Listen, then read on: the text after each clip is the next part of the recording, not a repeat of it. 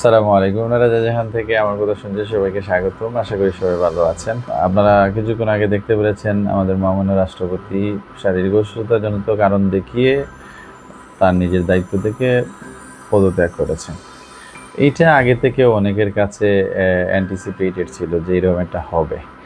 উনি যেটা ইন্টারিম গভর্নমেন্টের সময় পুরো সময় ছিলেন। বাংলাদেশের মধ্যে উনি একমাত্র লাকি যে 3টি গভর্নমেন্টের সাথে কাজ করার সুযোগ হয়েছে। উনি বিগত সরকারের সময় ওনাদের নির্বাচিত ছিলেন, পরে ইন্টারিম গভর্নমেন্টের সময় ওনাদের সময়ও যে 15 মাস সেটা ছিলেন, আর বিএনপি গভর্নমেন্টের সময় 5 মাস ছিলেন। আমি বেশ 3-4 মাস আগে বলছিলাম যে শাহাবুদ্দিন শুক্কুরকে 5 থেকে 6 মাস রাখা হবে। তার কারণ তখনকার আমি বিভিন্ন আর্টিকেলে দেখেছিলাম যে একজন রাষ্ট্রপতির মেয়াদ হচ্ছে 5 বছর, আর আমাদের যেটা হচ্ছে সরকারের মেয়াদ থাকেও 5 বছর।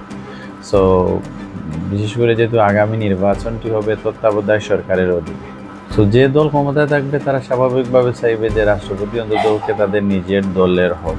সেটাতে যেহেতু ইলেকশনের এই 3 মাস যেটা তত্ত্বাবধায়ক সরকারের অধীনে হয়, তখন কিন্তু রাষ্ট্রপতি আসলে মূলত বাংলাদেশের শাসনভার আসলে পরিচালনা করে।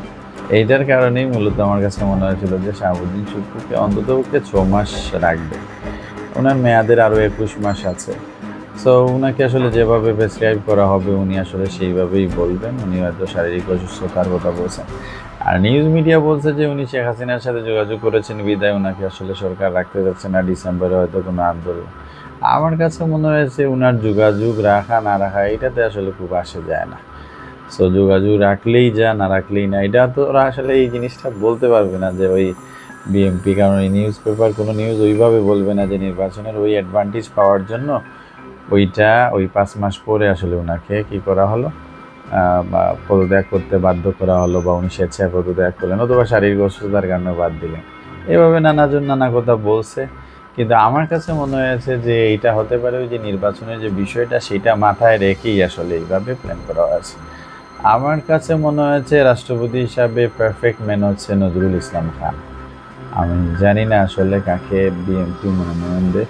ওইখানে মির্জা ফখরুল ইসলাম আলমগীর আছেন, আর ডক্টর মোশাররফ আছেন, তারপরে আপনার নজরুল ইসলাম খান আছেন, কেউ কেউ বলছেন ডক্টর ইউনূসের কথা, তাকেও কিন্তু রাষ্ট্রপতি করা যায়। সো সেটা আসলে আগামী যে দিনগুলো আছে সেগুলোতে আমরা দেখতে পাবো। আপাতত সংসদের যে স্পিকার তিনি আসলে সেটার দায়িত্ব পালন করবেন, রাষ্ট্রপতির দায়িত্ব।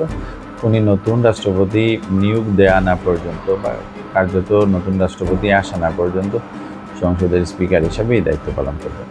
নতুন রাষ্ট্রপতির জন্য শুভকামনা রইল।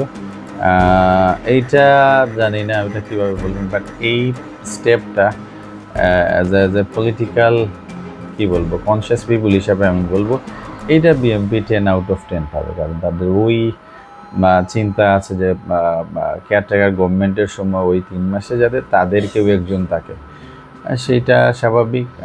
11 দলীয় জোট তারা চেয়েছিল যে এখান থেকে যদি ওনাকে বাদ দেওয়া যায় তাহলে উনি বিগত সরকারের সাথে যেহেতু কানেক্টেড, এইটা থেকে বা একটা স্বাভাবিক, উনি যেহেতু বিগত সময়ের সব ধরনের সুযোগ সুবিধা নিয়েছে, তো সেইটা বিবেচনা করে ওনাকে বাদ দেওয়ার বিষয়টা তারা জোরালোভাবে চেষ্টা করেছে, কিন্তু সেটা কার্যত হয় নাই। আজকে তিনি স্বেচ্ছায় শারীরিক অসুস্থতার কারণ দেখিয়ে পদত্যাগ করেছেন। সো উনি আগামীতে কীভাবে রিয়েক্ট করবেন, কারণ আমরা বিচারপতি এস.কে. সিনহাকেও দেখেছি পরবর্তীতে এসে কিন্তু তিনি অনেক কথা বলেছেন। সো সেটা রাষ্ট্রপতি শাহাবুদ্দিন চুপ্পু সাহেবের আসলে কেমনে কী সেটা বোঝার জন্য আমাদেরকে ওয়েট করতে হবে, আনটিল আনলেস উনি যদি এই বিষয়ে কিছু না বলেন। সবাই ভালো থাকবেন, আল্লাহ হাফিজ।